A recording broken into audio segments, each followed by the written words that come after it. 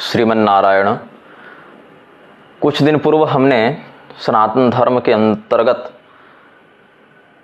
सनातन धर्म गुरु का चोला धारण करके धर्मशास्त्रीय अनुशासन के विरुद्ध जाकर व्याख्यान एवं कृत्य करने वाले कुछ लोगों के संदर्भों के साथ एक वक्तव्य निर्गत किया था, जिसके प्रारंभ में आपको स्मरण हो तो देवकीनंदन ठाकुर का वह वीडियो क्लिप हमने संलग्न किया था, जिसमें वो कह रहे थे कि तुम हमें 3 स्थान दे दो तो हम 300 मस्जिद बनाकर देंगे। अब उन्होंने यह तो नहीं बताया कि वो मस्जिद किसकी ज़मीन पर बनाकर देंगे, वो ज़मीन अरब में जाकर लेंगे या भारत की ही ज़मीन को 300 मस्जिदों से युक्त करके और मुसलमानों को देंगे, कहाँ से धन आएगा उसके लिए, और ये धन वो मुसलमानों से लेंगे या हम हिंदुओं से ही लेकर देंगे। अस्तु, वो प्रकरण तो अलग है। लेकिन उसमें हमने कृपालु बाबा के विषय में कुछ कहा, क्योंकि कृपालु जी के चेले उनको भगवान का अवतार बता रहे थे कि ये तो भगवान ही हैं जो सीधे सीधे कृपालु के रूप में आ गए, कृपालु जी के रूप में भगवान का ही पंचम जगत गुरु के रूप में अवतार हुआ था।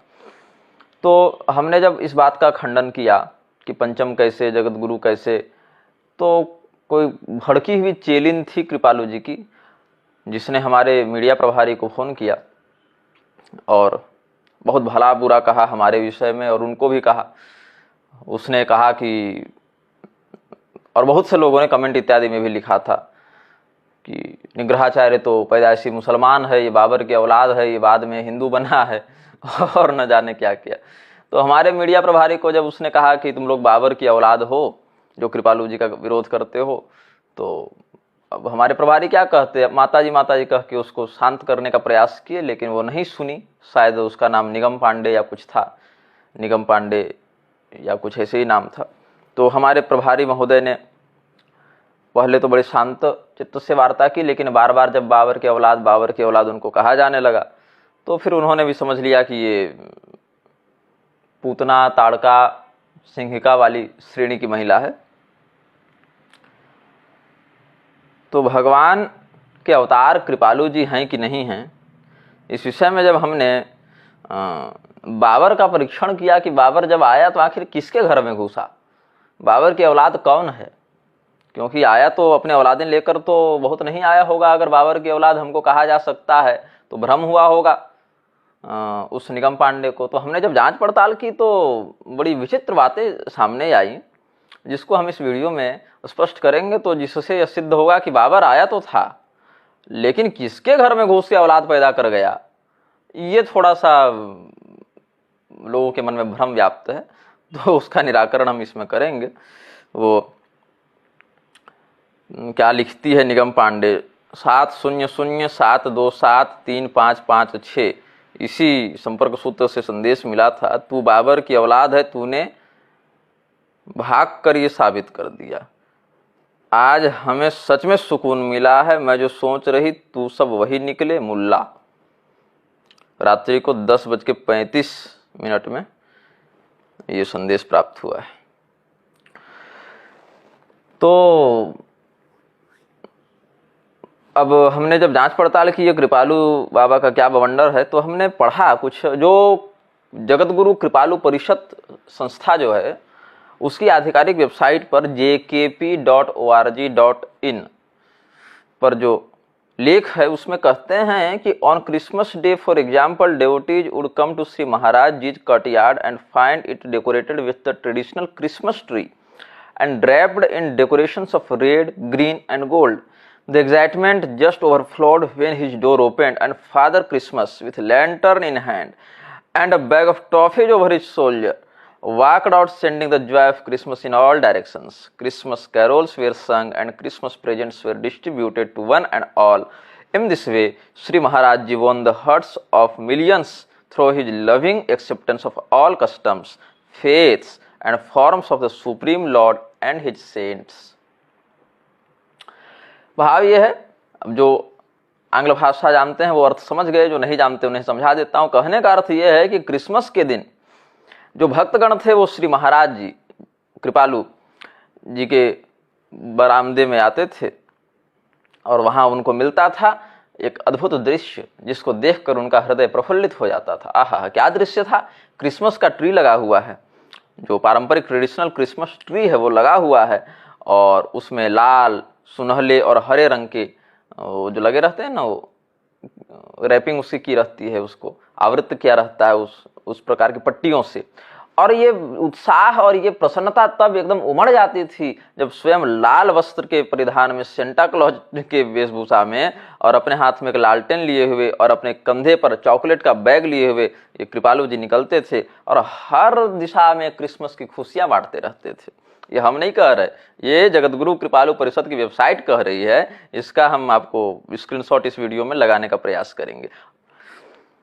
गॉड इज वन उस आर्टिकल के अंतर्गत है ये।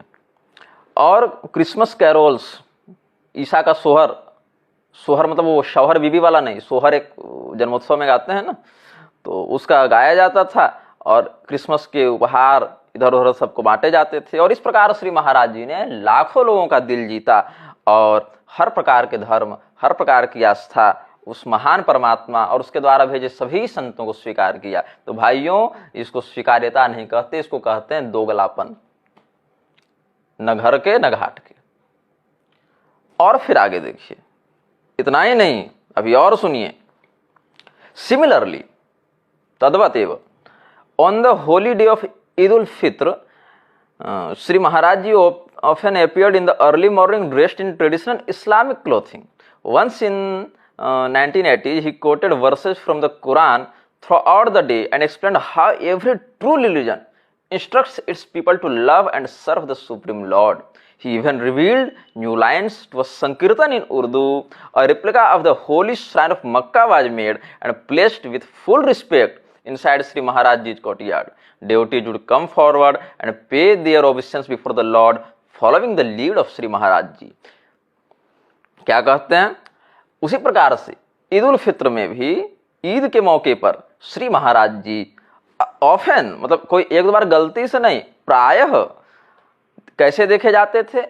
तो पारंपरिक इस्लामी परिधान को पहने हुए देखे जाते थे और प्रातः काल इस्लामी परिधान को धारण करके वो निकलते थे। और 1980 में तो एक बार ऐसा भी हुआ कि उन्होंने पूरे दिन केवल कुरान की आयतों पर प्रवचन किया और यह बताया कि कैसे हाउ एवरी ट्रू रिलीजन, कैसे हर सच्चा, अब रिलीजन का अर्थ धर्म तो नहीं होता, लेकिन चूंकि ये लोग सर्वधर्म संभाव का लॉलीपॉप चूसवाते रहते हैं, तो यहाँ पर रिलीजन से तात्पर्य उनके लिए तो धर्म है।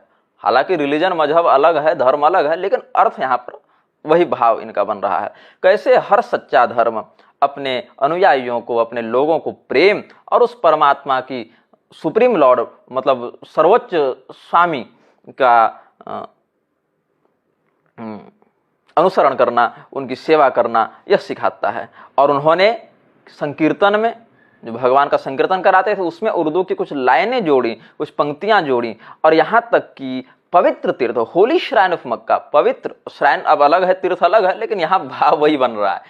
होली श्राइन ऑफ मक्का जो है, मक्का का इन्होंने प्रतिमान तैयार किया, जैसे रिप्लिका बनाते हैं ना, उसकी एक मॉडल बनाते हैं उसका प्रदर्शनी के लिए। जैसे कुछ लोग मंदिरों का मॉडल, जैसे झांकी कैसे निकलती है जुलूसों में, तो वैसे एक पंडाल लगते हैं अलग अलग आकृतियों के, तो मॉडल एक मक्का का तैयार किया गया। और फुल रिस्पेक्ट, भाइयों बहनों, फुल रिस्पेक्ट के साथ, पूरे सम्मान के साथ श्री महाराज जी के कोर्टयार्ड में उसको रखवाया गया, जहां पर भक्तगण आते थे और परम स्वामी के सामने अपनी भक्ति का प्रदर्शन करते थे, उनकी प्रार्थना करते थे श्री महाराज जी के नेतृत्व में। तो बाबर आया तो था, लेकिन किसके घर में घुसा और किधर से बाबर की औलादें निकलने लगी, इस पर विचार करना चाहिए। इतना ही नहीं, अभी और सुनिए। श्री महाराज जी इवन वेंट फर्दर, ये व्यक्ति यहीं नहीं रुका, ये व्यक्ति और आगे बढ़ा। by embracing Western commemorative occasions as well, such as Mother's Day, New Year's Day and Valentine's Day, turning them into days for spiritual celebration and spiritual renewal.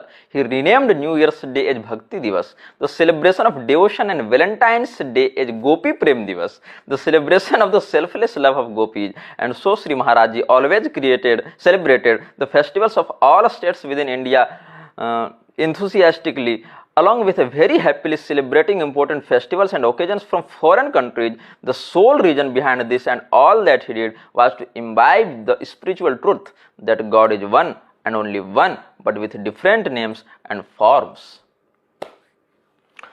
तो महाराज जी इतने आगे बढ़ गए कि वैलेंटाइन डे को गोपी प्रेम दिवस कह के मनवाने लगे, और कभी कृष्ण बन जाते, कभी गोपी बन जाते, और कितनी महिलाओं का इन्होंने वैलेंटाइन मनवा दिया और मनाया।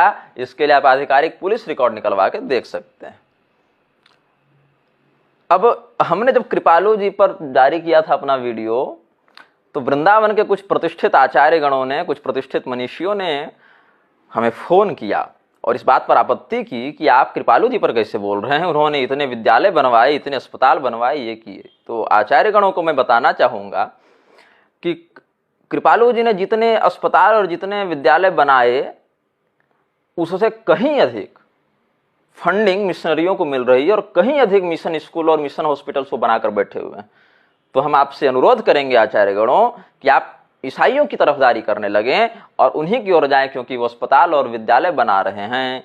अब उसके पीछे उद्देश्य क्या है ये तो आप नहीं देख पा रहे, लेकिन वो बना तो रहे हैं। और क्या हो रहा है कृपालु के बनवाए विद्यालयों में? पिछले वर्ष तक, अब इस वर्ष क्या होगा पता नहीं, लेकिन पिछले वर्ष तक रमजान में लड़कियों से वहां पर रमजान पर भाषण दिलवाया गया है और हमारी बहन बेटियों को इस्लाम से अवगत कराया गया है, रमजान मुबारक करवाया गया। वो सारे चित्र इन्हीं लोगों की वेबसाइट और फेसबुक और सोशल मीडिया अकाउंट्स पर उपलब्ध है। ये पंचम जगत गुरु का करामात आप देख लीजिए। फिर लोगों ने कहा कि कृपालु जी तो अब चले गए इस धरती से, अब क्या उन पर चर्चा करना। क्यों भाई? चले तो आदि गुरु शंकराचार्य जी भी गए थे, तो कृपालु जी ने तो कभी जीवन में उनका नाम नहीं लिया होगा। ये कह के वो चले गए, क्यों उनकी चर्चा करना? इस देश पर तो बहुत लोग इस संसार को छोड़कर जा चुके हैं। मोहनदास करमचंद गांधी जा चुका है, पंडित जवाहरलाल नेहरू, हालांकि पंडित नहीं लेकिन नाम तो प्रसिद्धि उसी रूप में थी, वो भी शरीर छोड़ चुके हैं। सुभाष चंद्र बोस का शरीर पूरा हो चुका है, इंदिरा गांधी का शरीर पूरा हो चुका है, अटल बिहारी वाजपेयी का शरीर पूरा हो चुका है, ओशो का शरीर पूरा हो चुका है, तो महाराणा प्रताप और शिवाजी का भी शरीर पूरा हो चुका है। तो पक्ष और विपक्ष, धर्म और अधर्म, सभी पक्षों के लोग तो मरते ही हैं, कोई अमृत पी के तो आया नहीं है। तो कृपालु जी ने अपने पूरे जीवन में अपने से पूर्व सभी दिवंगत लोगों की तो चर्चा कभी की नहीं होगी। तो अगर कृपालु जी के गुजर जाने के बाद उनकी संस्थाएं चल रही हैं, उनकी पुस्तकें चल रही हैं, उनके द्वारा बनाए गए संस्थान चल रहे हैं और संस्थानों पर अधर्म किया जा रहा है, तब चलेगा। लेकिन अगर हम उस घटिया कुकृत्य का विरोध करें तो क्या कहा जाएगा कि अब जो चला गया उससे क्या बात करनी। ये दोगलापन आपसे हो सकता है, हमसे नहीं हो सकता। अरे हम तो आज भी उस रावण का पुतला दहन करते हैं जिसको पता नहीं कितने करोड़ वर्ष बीत गए इस धरती को से गए हुए। जो लोग इस संसार से चले गए ना महाप्रभु, जो आप लोग वृंदावन के जो आचार्यगण हम पर आपत्ति कर रहे थे, हम यही निवेदन करेंगे आपसे कि आप पूरा जीवन उन्हीं लोगों की कथा करते हुए बिताए हैं जो इस शरीर से अब इस संसार में विद्यमान नहीं हैं, जो इस शरीर का परित्याग कर चुके हैं। ऐसे लोगों के ही वृत्तांत जो शास्त्र में वर्णित हैं, उन्हीं पर आपने कथाएं की और आज आप अपनी पहचान बनाए हैं, चाहे वो धर्म का विषय हो चाहे अधर्म का विषय हो। यदि उसका प्रभाव विद्यमान है, यदि उसकी विचारधारा विद्यमान है और यदि वह प्रासंगिक है तो उस पर चर्चा की जानी चाहिए।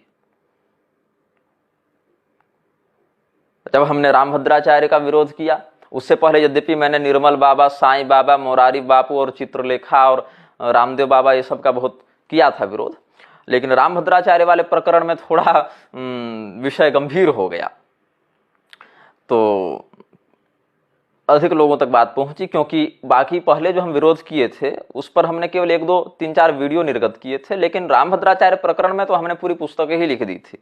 तो पुस्तक इत्यादि के कारण विशेष इस बात को लोगों ने पकड़ा।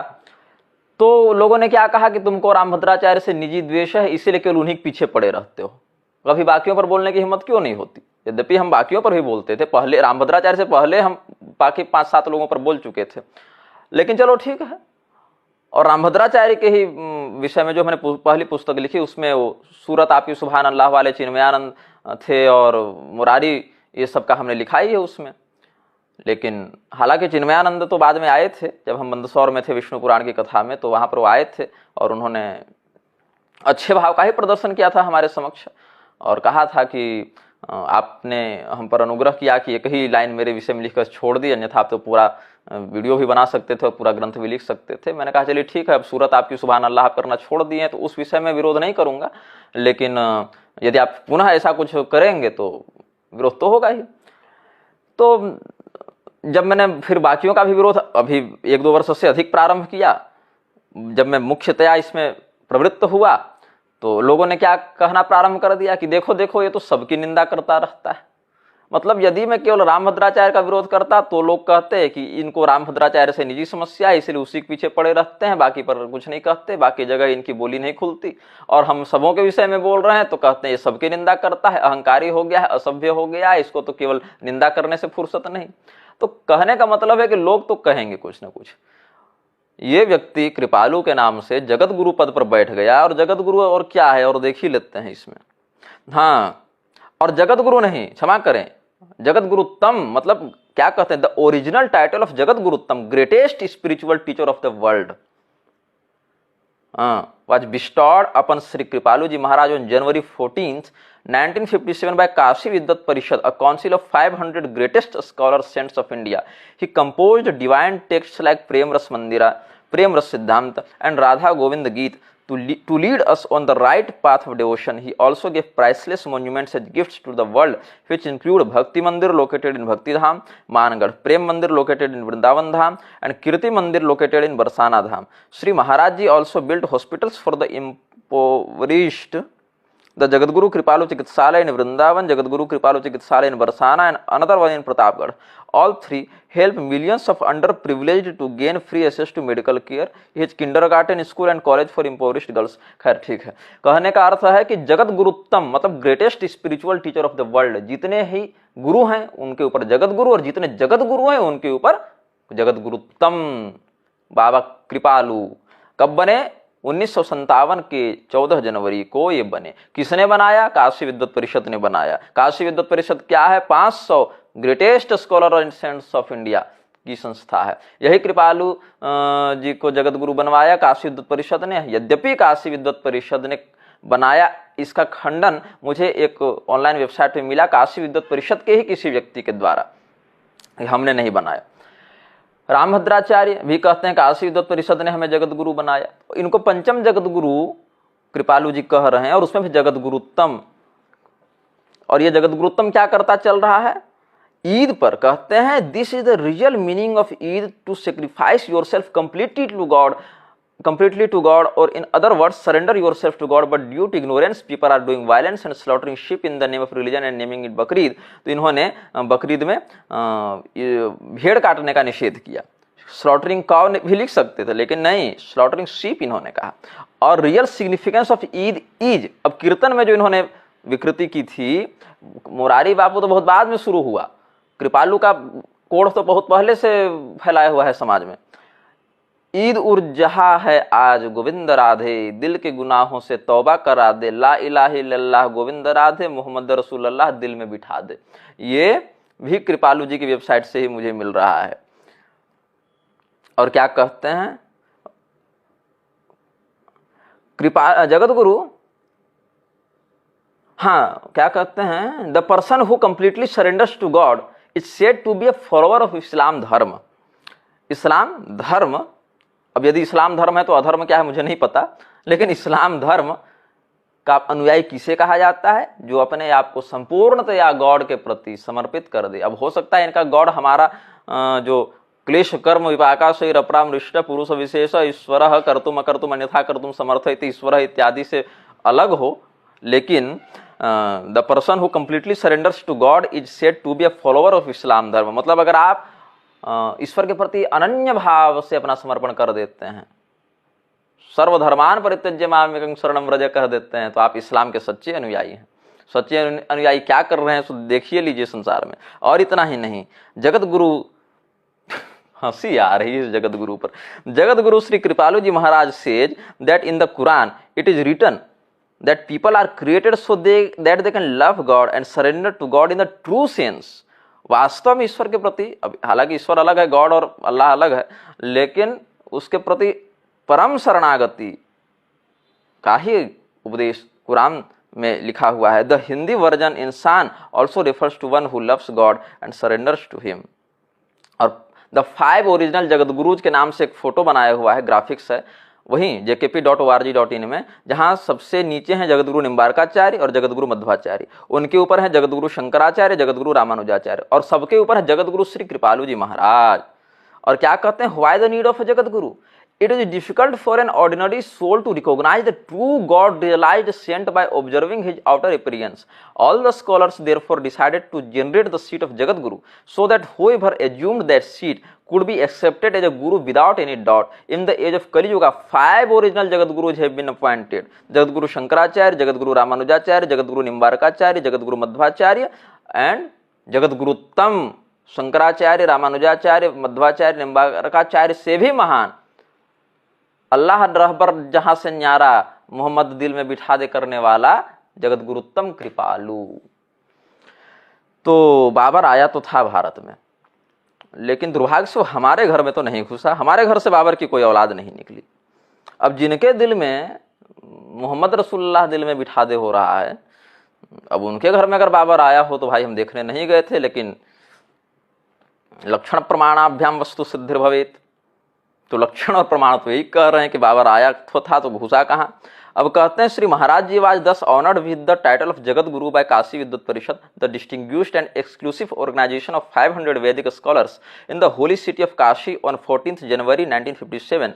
This title of Jagat Guru was last granted more than 700 years ago and is only awarded to a divine person. 700 साल में किसी को जगत गुरु नहीं बनाया गया था। मतलब रामानंदो जगत गुरु फिर कहाँ गए? रामानंदाचार्य को तो जगत गुरु ये नहीं माने, इसका अर्थ है काशी विद्वत परिषद वाले, लेकिन रामभद्राचार्य को जगत गुरु बना बैठे। तो रामभद्राचार्य रामानंद संप्रदाय में होकर जगत गुरु बन गए, लेकिन स्वयं रामानंदाचार्य जी इनके लिए जगत गुरु नहीं है। यशनीर गुरुवर वाला जो है ना, ये सब दोगलापन है, वही वाला मीम यहाँ लगाना चाहिए। हाँ, was last granted more than 700 years ago and is only awarded to a divine personality who possesses complete theoretical knowledge of all scriptures as well as practical experience of God and who brings about a spiritual revolution in the world. कैसा revolution लेकर ये आए?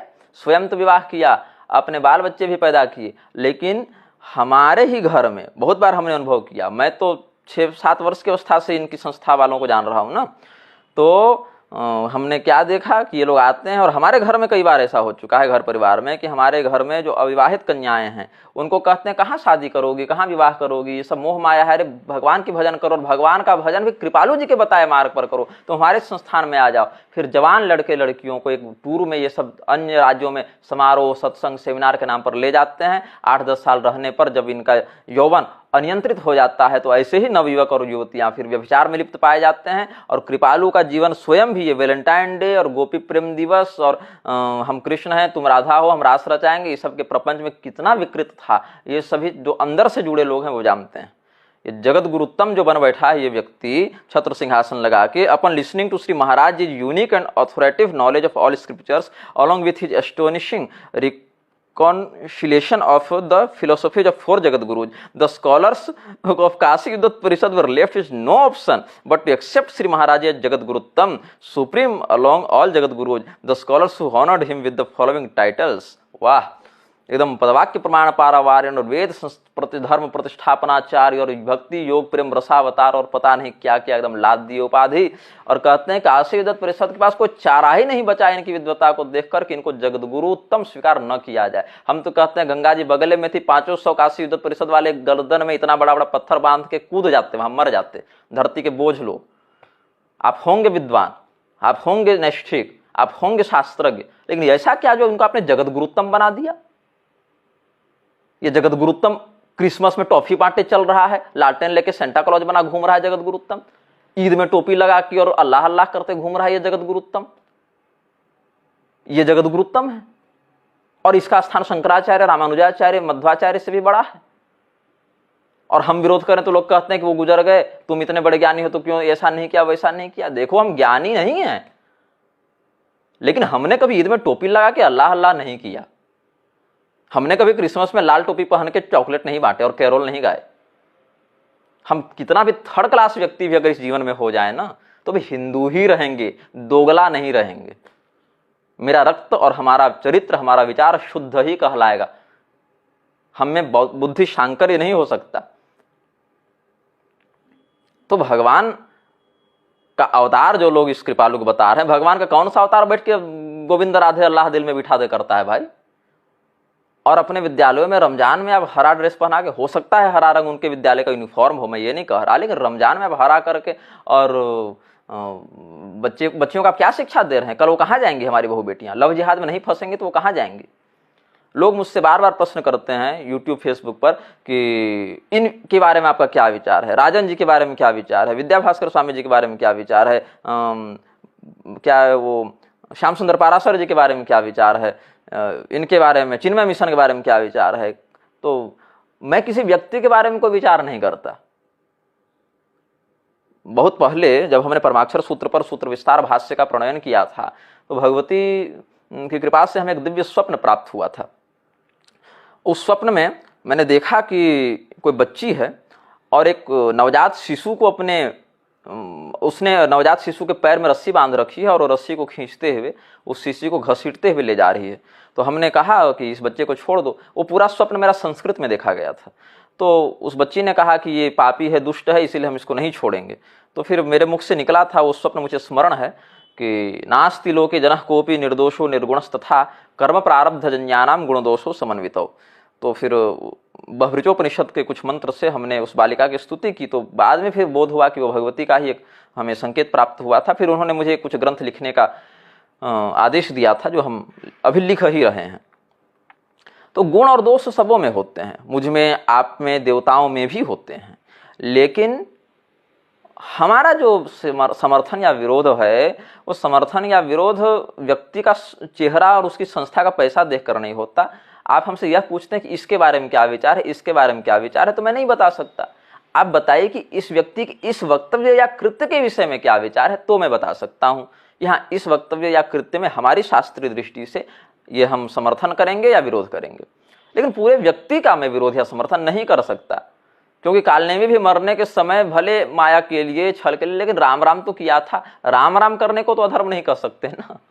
तो कहेंगे कालनेमी के विषय में क्या विचार है, तो उतने अंश में वो राम राम किया तो उसका तो विरोध नहीं कर सकते, और जिस अंश में उसने छल किया उस अंश में तो समर्थन नहीं कर सकते। तो हम किसी व्यक्ति के विषय में नहीं कह सकते कि वो अच्छा है या बुरा है। फिर कुछ लोगों ने कहा कि आप केवल विरोध में क्यों वीडियो बनाते हैं, कुछ महापुरुषों के समर्थन में भी वीडियो बनाइए। देखिए, हम निग्रहाचार्य हैं।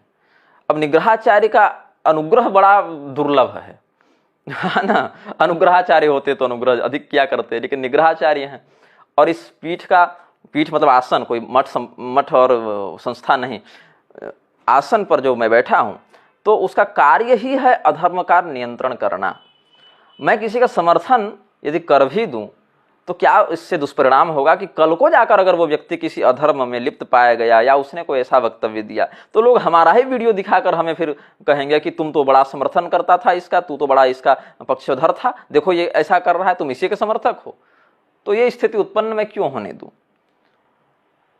हाँ, निग्रहाचार्य यशोवर्धन सम्मान भी जो मैं देता हूं, तो प्रत्येक व्यक्ति के लिए क्षेत्र निश्चित होता है। इस क्षेत्र में इनकी निष्ठा को देखकर हमने दिया है, वो भी सम्मान प्रदान करने के समय हमने वो निष्ठा देखी। अगर बाद में वो निष्ठा अगर इनकी खंडित हो जाए तो फिर ये सम्मान का औचित्य नहीं रहेगा। तो मैं किसी का समर्थन करने पर एक वीडियो बना भी दूं, हालांकि जो जैसे कल ही हमने कहा कि शंकर सुवन केसरी नंदन पर पूरी शंकराचार्य जी ने जो कहा, हम उसका समादर करते हैं उस कथन का। लेकिन सबरी जी के प्रकरण में जो कहा, हमने शास्त्र प्रमाणों के आधार पर उनका विरोध ही किया। तो हम यह नहीं कर सकते कि मंदिर में प्रवेश को लेकर कृपालु स्वामी करपात्री जी ने जो कहा हमने समर्थन किया, लेकिन शबरी जी के प्रकरण में हम उनके शास्त्रीय दृष्टि से संतुष्ट नहीं थे, तो हमने जो शास्त्रीय दृष्टि अपनी देखी उससे हमने अपना कथन निर्गत किया। तो जो कृत्य है या वक्तव्य है उसका तो समर्थन विरोध किया जा सकता है, लेकिन समग्र व्यक्तित्व का हम नहीं करते हैं समर्थन या विरोध। और अगर किसी के समर्थन में हम अगर वक्तव्य जारी भी करें तो उसके तद्वत कृत्य का ही समर्थन या विरोध कर सकते हैं, समर्थन में भी कहेंगे। संपूर्ण व्यक्तित्व की हम प्रशंसा नहीं कर सकते, क्योंकि कल को अगर उसने कुछ ऐसा कर दिया या उसके पूर्व के किसी कर्म का खुलासा हो गया तो फिर लोग हमें ही कहेंगे कि तुम तो इसका समर्थन करते थे और ये व्यक्ति ऐसा निकल गया। तो हम यही कहना चाहेंगे कि ये जो जगत गुरुत्तम बने घूम रहे हैं, ये लोग भगवान के अवतार बने घूम रहे हैं और भगवान के समकक्ष एक प्रकार से स्वयं को स्थापित कर चुके हैं, किंवा ऊपर ही कर चुके हैं। क्योंकि इस कृपालु संस्थान के सत्संगों में हमने जब गौर किया तो भगवान के श्री विग्रह को ये लोग पीठ पीछे रखते हैं और सामने कृपालु जी को रखते हैं कि हम कृपालु जी को देख रहे हैं और कृपालु जी भगवान को देख रहे हैं। भगवान की ओर पीठ करके तो ये लोग भजन करने बैठते हैं और उसमें कृपालु में जगत गुरु कृपालु जी ही जो हैं, कृपालु जी ही जो हैं। कृपालु जी ने जितने चेले नहीं बनाए उससे अधिक चेलिन बनाए। कारण क्या है? किसी भी घर की महिला को अगर आप अपने वश में कर लेते हैं तो वो महिला बलपूर्वक घर के सारे पुरुषों को आपका चेला बना ही देगी। ये ट्रिक पकड़ ली इन धर्म गुरुओं ने, अधर्म गुरुओं ने। किसी भी घर की महिला को यदि आपने अपने कब्जे में कर लिया तो उस घर के सारे पुरुषों को स्वतः ले आएगी और महिलाओं की भावनाओं के साथ अपने चमत्कारों को हावी करा देना। प्रदीप मिश्रा ने यही ट्रिक अपनाया ना, टोटका उसने बताना शुरू किया। घर की महिलाएं खाली हर बैठी हुई थी, अरे यूट्यूब फेसबुक पर अरे इतना करेंगे मेरे बेटे की नौकरी लग जाएगी, मेरी बेटी का विवाह हो जाएगा, मेरे पति हमसे प्रेम करने लगेंगे, मेरी सास हमारी बात मानने लगेगी। और सारी महिलाओं ने करना शुरू किया और नहीं भी काम हुआ तो श्रद्धा तो बनती ही रहती है दूसरे के मुंह से सुन सुन के कि इतने बड़े महात्मा हैं, इतने बड़े टीवी पर आ रहे हैं, इतने लोग, लाखों लोग उनके भीड़ में जा रहे हैं तो जरूर कोई बात तो होगी। और फिर घर के पुरुषों को भी जोड़ दिया और देखते देखते जो भीड़ कभी अजमेर में थी, कभी शिरडी में थी, कभी निर्मल बाबा के दरबार समागम में थी, वही प्रमादी धर्मशास्त्र ज्ञान विरहित वासना जन्य चित्त वालों की भीड़ कहीं बागेश्वर धाम के दरबारों में देखने को मिल रही है और कहीं प्रदीप मिश्रा के पंडालों में देखने को मिल रही है। और यही भीड़ 10 साल के बाद फिर किसी नए चमत्कारी बाबा की तलाश में जाएगी कि हम 2 मिनट में ऐसा क्या कर दें कि हम सीधे के सीधे एकदम देवराज इंद्र के समान सुख भोगने लग जाएं। तो कृपालु ने भी अपने चमत्कारों के माध्यम से, कथित चमत्कारों के माध्यम से ऐसा प्रपंच किया कि महिलाएं बहुत तेजी से उस व्यक्ति की ओर आकर्षित हुई और उस व्यक्ति ने जितने चेले नहीं बनाए उससे अधिक चेलिन बनाए और व्यासपीठ को विकृत करने में उस व्यक्ति का बहुत बड़ा हाथ रहा। और जो भी व्यक्ति अपने आप को जगत गुरु कहता है, जगत गुरुत्तम कहता है, उसके द्वारा क्रिसमस में, ईद में इस प्रकार से धर्म विरुद्ध कृत्य करना हमारे दृष्टि में सर्वथा निंदनीय है, गर्हित है और दंडनीय है। इसीलिए तुम कृपालु को जगत गुरु मानते रहो, हम कृपालु को हिंदू भी नहीं ढंग से मानते हैं। तुम्हारे लिए होंगे वो भगवान के अवतार और भक्ति ज्ञान रसावतार। ऐसे बौद्धिक वर्ण संकरों की इस देश को कोई आवश्यकता नहीं है और हम अपने आंखों के सामने नहीं देख सकते कि हमारी बहू बेटियों को कृपालु और जगत गुरु और धर्म और हिंदू और भक्ति और प्रेम के नाम पर रमजान का पाठ पढ़ाया जा रहा है और ईद में अल्लाह दिल में बिठा दे गोविंद राधे करवाया जा रहा है। ये भगवान के नाम का भी हम अपराध समझते हैं, नाम अपराध हम समझते हैं और हम इस बात से सनातनी समाज को सचेत करते हैं कि ऐसे लोगों के चरित्र पर तत्काल विश्वास न किया जाए, बड़ी बारीक सूक्ष्मता से निरीक्षण इनका किया जाए। तो बाबर की औलाद कौन है? बाबर आया तो था लेकिन किसके घर में घुसा था? हमने इसका कुछ प्रमाण इस वीडियो में दिया है।